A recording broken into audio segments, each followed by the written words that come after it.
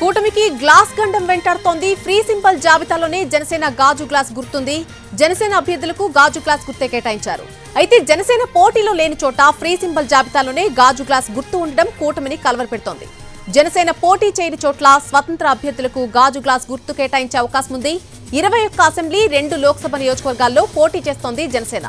మిగిలిన చోట్ల టీడీపీ బీజేపీలకు జనసేన మద్దతిస్తోంది.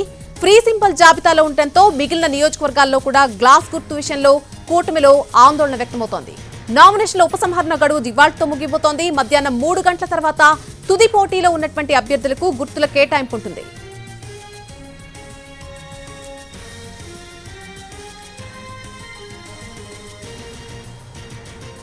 కూటమికి గ్లాస్ ఖండం వెంటాడుతూనే ఉంది. ఫ్రీ సింబల్ జాబితాలోనే జనసేన గాజు గ్లాస్ గుర్తు ఉంది. ఇంకా అయితే జనసేన అభ్యర్థులకు గాజు గ్లాస్ గుర్తే కేటాయించినట్టు జరుగుతుంది.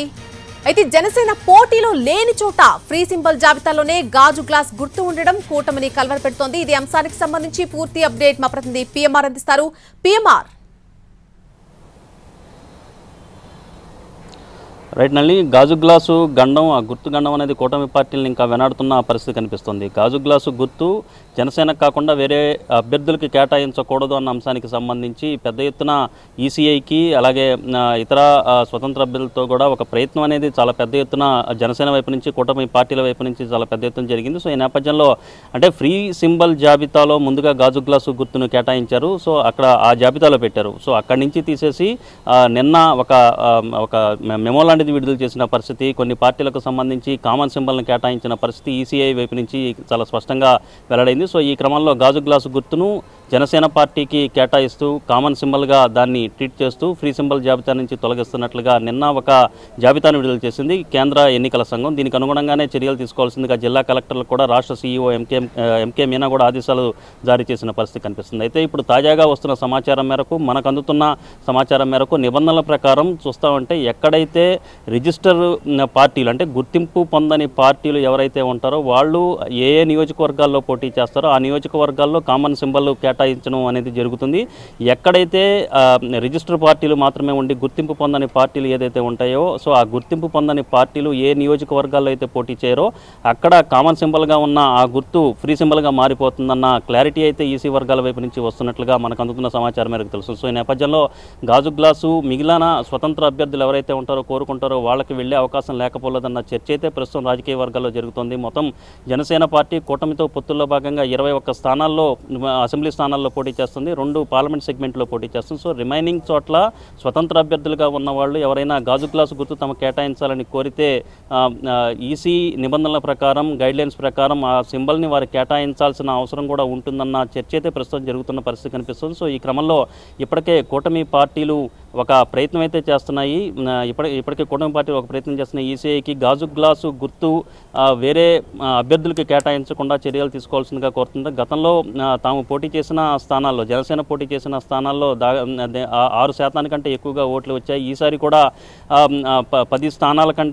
10% కంటే ఎక్కువ స్థానాల్లో కూటమితో పొత్తుల్లో భాగంగా పోటీ చేస్తున్నాము. సో ఇక్కడున్న ప్రత్యేక పరిస్థితులను దృష్టిలో పెట్టుకుని అలాగే గతంలో ఇచ్చిన సుప్రీంకోర్టు తీర్పులను కూడా పరిగణలోకి తీసుకుని గాజు గ్లాసు గుర్తును కామన్ సింబల్గానే పరిగణించాలి. అట్ ద సేమ్ టైం మిగిలిన అభ్యర్థులకు ఎవరికి కేటాయించకుండా కూడా చర్యలు తీసుకోవాల్సిందిగా కోరుతూ గతంలోనే ఒక రిప్రజెంటేషన్ ఈసీఐకి ఇచ్చిన పరిస్థితి కనిపిస్తుంది. కానీ నిన్న 10B రూల్ ప్రకారం కామన్ సింబల్గా కేటాయించినప్పటికీ మనకి ఈసీ వర్గాల నుంచి ప్రస్తుతం వస్తున్న సమాచారం మేరకు చూస్తామంటే ఎక్కడైతే జనసేన పోటీ చేయడం లేదో అక్కడ గాజు గ్లాసు గుర్తు వేరే వాళ్ళకి కేటాయించే అవకాశం లేకపోలేదన్న చర్చ అయితే జరుగుతుంది. అయితే తాజాగా అందుతున్న సమాచారం మేరకు జనసేన అయితే చివరి ప్రయత్నాల్లో చేస్తుంది. ఈసీఐకి చాలా స్పష్టంగా కోరిన పరిస్థితి కనిపిస్తుంది. వేరే అభ్యర్థులకు వెళ్లకుండా ఈ సింబల్ని గాజు గ్లాసు గుర్తును వేరే అభ్యర్థులకు వెళ్లకుండా ప్రత్యేకమైన ఆదేశాలు జారీ చేయాల్సిందిగా ఈసీఐని జనసేనతో పాటుగా కూటమి పార్టీలు కూడా కోరినట్లుగా తెలుస్తుంది. సో ఈ క్రమంలో చివరి నిమిషంలో ఏదన్నా ఆదేశాలు అందితే గాజు గ్లాసు గుర్తు వేరే వాళ్ళకి వెళ్లే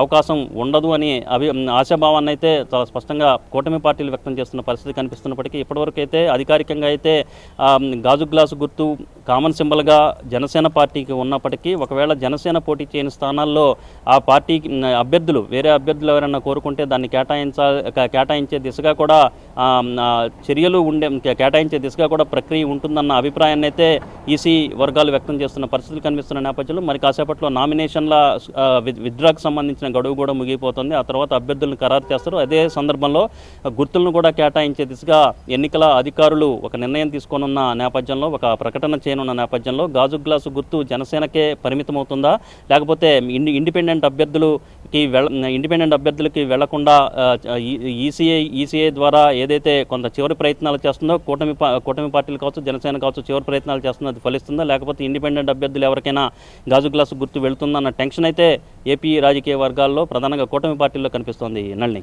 right PMR, thanks for the live update.